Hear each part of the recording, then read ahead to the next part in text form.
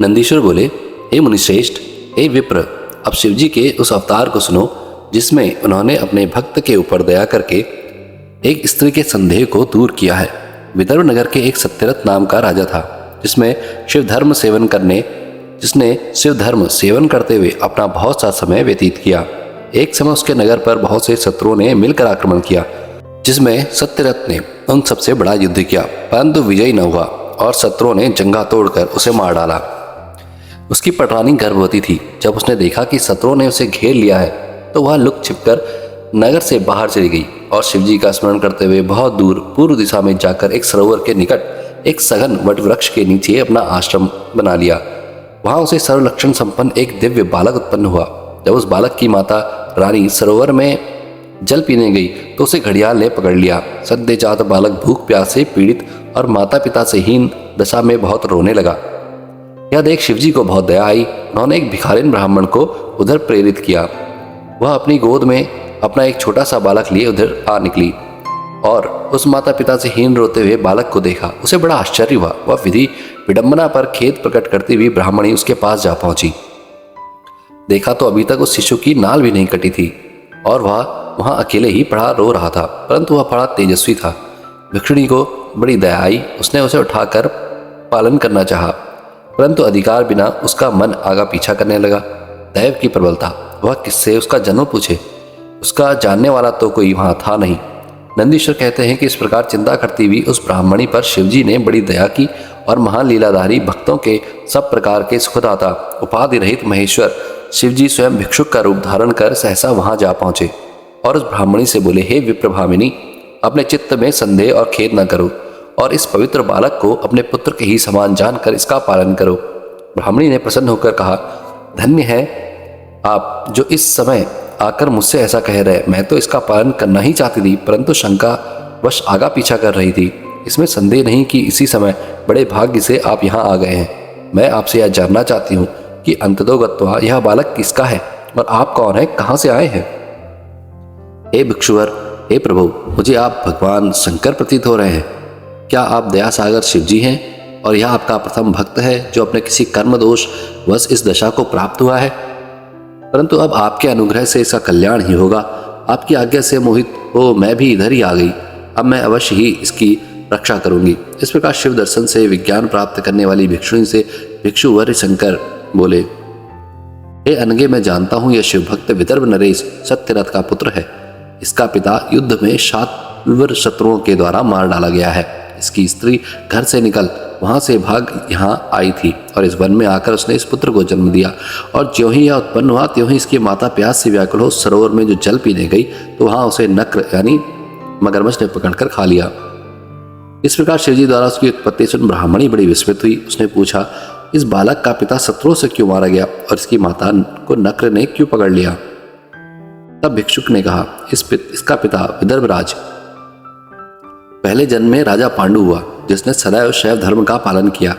एक समय जब वह राजा शिवार्चन में तल्लीन था, तब सहसा कुछ शत्रुओं के आक्रमण का समाचार पाकर उसके मंत्रीगण अपने सामंतों सहित राजा को सूचना देने पहुंचे। तो राजा ने समझा कि ये सब शत्रु ही यहाँ आ गए हैं, अतः उसने शिव पूजा को त्याग तक्षण वहां से उठ उन मंत्री आदि सबका सिर कटवा लिया। उसकी बुद्धि का भ्रम था। जो अपना शिव पूजन समाप्त किए बिना ही यह सब कार्य किया, उसे पाप चढ़ बैठा। उसने शिवजी की पूजा समाप्त किए बिना ही रात्रि में भोजन कर लिया, जिसके फलस्वरूप जब यह शिव व्रती फिर विदर्भ नगर में जन्मा तो शिव पूजा के समाप्त न करने से सुखों के मध्य में शत्रुओं द्वारा मारा गया। जो पूर्व जन्म में इसका सत्यरथ पिता था, वही इस जन्म में शिव की पूजा के गति के क्रम से ऐश्वर्य रहित पुत्र रूप से हुआ है। इसकी माता ने अपने पूर्व जन्म में अपनी सौत को छल से मार दिया था। उसी पाप से इस जन्म में उसे नक्र ने खा लिया। शिव की भक्ति और शिव की पूजा पूर्ण न करने के कारण ही यह दरिद्रता को प्राप्त हुआ है। यह सब कहकर शिवजी ने उस ब्राह्मणी को अपना सत्य रूप दिखा दिया। ब्राह्मणी प्रसन्न हो परम प्रभु शंकर जी को प्रणाम कर गदगद वाणी से सब प्रेम स्तुति करने लगी। भिक्षुक रूपधारी शिवजी अंतर्ध्यान हो गए। ब्राह्मणी को विश्वास हुआ। उस पुत्र को उठाकर वह अपने स्थान पर ले गई। इस प्रकार एक चक्रा नामक नगर में लाकर वह अपने पुत्र के साथ राजा के उस पुत्र का पालन करने लगी। समय पर ब्राह्मणी ने उन दोनों पुत्रों का संस्कार किया। वे दोनों शांडिल्य मुनि की आज्ञा में स्थित हो शिव जी का पूजन करने लगे। 1 वर्ष का समय व्यतीत हुआ। पश्चात एक दिन वह राज्य करने लगा। इस प्रकार उस राजपुत्र को शिव जी की कृपा से सब सुख प्राप्त हुआ। जो इस भिक्षुक रूप शिव जी के अवतार को पढ़ता है उसके सभी मनोरथ पूर्ण होते हैं। ओम नमः शिवाय। तो बोले, हे तात, परमात्मा शिव के उस अवतार को कहता हूँ जो सुरेश्वर नामक धौम्य के बड़े भाई को सुखदायक हुआ था। ध्यान देकर सुनो। व्याघ्रपाद का पुत्र उपमन्यु जो कई जन्मों से सिद्ध होकर इस जन्म में फिर कुमारपन को प्राप्त हुआ, अपनी माता सहित अपने मामा के घर रहा करता था। दैववश वह बड़ा ही दरिद्र हो गया था। उससे अपने मामा के घर बहुत थोड़ा सा दूध पीने को मिलता था, जिससे उसकी दूध की इच्छा बनी रहती थी। वह बारंबार अपनी माता से दूध मांगता, परंतु माता के पास दूध कहाँ। दरिद्रता से पूर्ण उस तपस्विनी ने माता के घर के भीतर प्रवेश कर एक उपाय विचारा। कणों के बीनने से जो बीज मिलने थे उन्हीं इकट्ठे किए बीजों को पीस उनको जल में मिलाकर कृत्रिम दूध बालक को पिलाती और पालन करती। एक दिन उस बालक ने माता से कहा कि यह दूध नहीं है और रोने लगा। तब अपने पुत्र के उस रोने से कमल के समान मुख वाली उसकी माता अपने हाथों से उसके नेत्रों को पोंछने और यह कहने लगी कि हम वनवासियों के पास दूध कहाँ, शंकर जी की कृपा के बिना दूध नहीं मिलता। हे पुत्र, पूर्व जन्म में शंकर जी के उद्देश्य से जैसा कर्म किया है वैसा ही फल प्राप्त होगा। तब अपनी माता के ऐसे वचनों को सुनकर मातृवत्सल था शोकाकुल व्याघ्रपाद का पुत्र बोला, माँ शोक न कर। यदि भगवान शंकर कल्याण करने वाले हैं तो कल्याण ही होगा। यदि महादेव जी कहीं हैं तो शीघ्र ही या देर से दूध देंगे ही। मैं उनकी कृपा के लिए साधना करूंगा, शंकर जी मेरा कल्याण करेंगे। ऐसा कहकर वह बालक अपनी माता को प्रणाम कर विदा हो तप करने के लिए चल दिया। उसने हिमालय पर जाकर ओम नमः शिवाय इस पंचाक्षरी मंत्र को जपते हुए शिव जी का पूजन रूप परम तप करना आरंभ किया।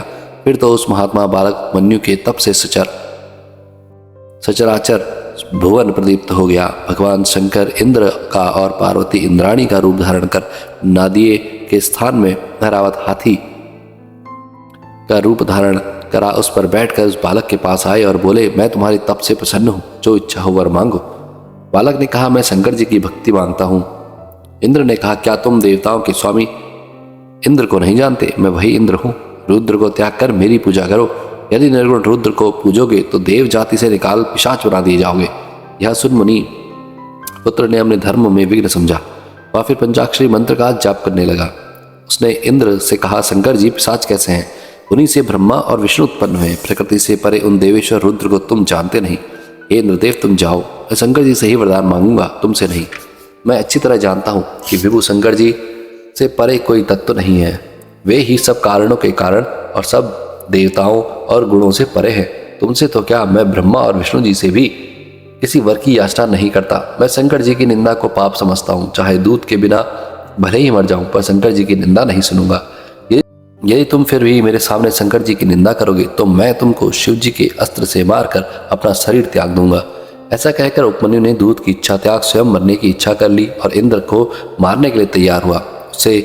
उसने भस्म उठा उसे अघोर मंत्र से अभिमंत्रित कर अपने इष्ट देव के युगल चरणों में ध्यान कर उसमें अग्नि स्थापित की और इंद्र पर छोड़ दिया।